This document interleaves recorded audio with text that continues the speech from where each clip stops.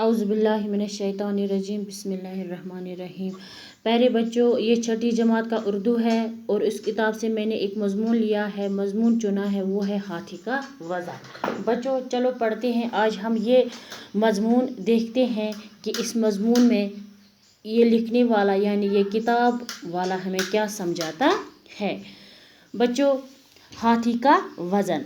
एक दफ़ा का जिक्र है कि एक बादशाह सख्त बीमार हुआ, यहाँ तक कि जीने की उसकी आस बाकी न रही। उसने ये मन्नत मानी कि अगर खुदा ने उसे सेहत अता फरमाई तो मैं उसके नाम पर हाथी के वज़न के बराबर रुपया तोलकर भूखे नंगू फ़कीरों में बांट देगा।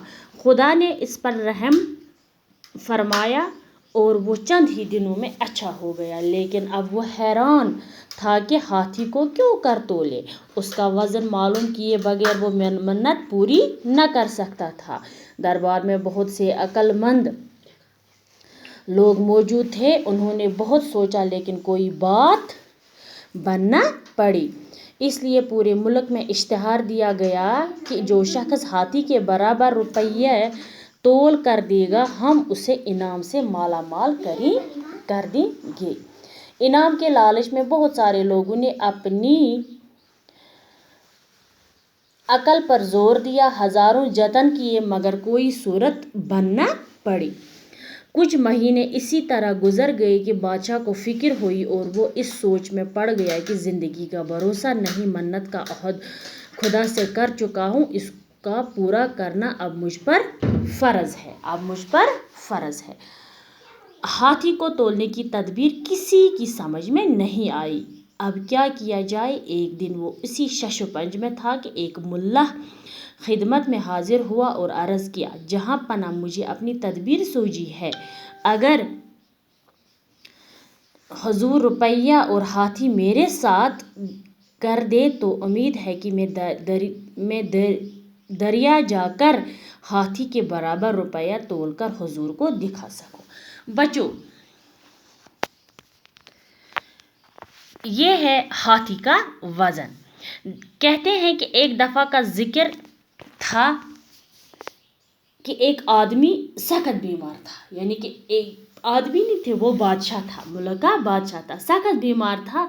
उसको ज़िंदा रहने यानी बाकी ज़िंदा बचने की कोई उम्मीद न थी।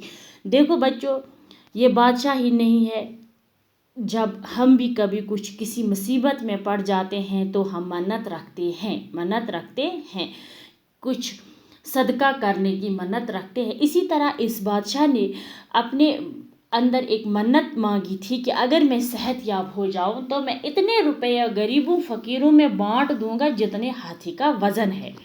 अब बच्चों, ये मसला था हाथी के बराबर के वज़न के रुपये कैसे तोल कर लेंगे।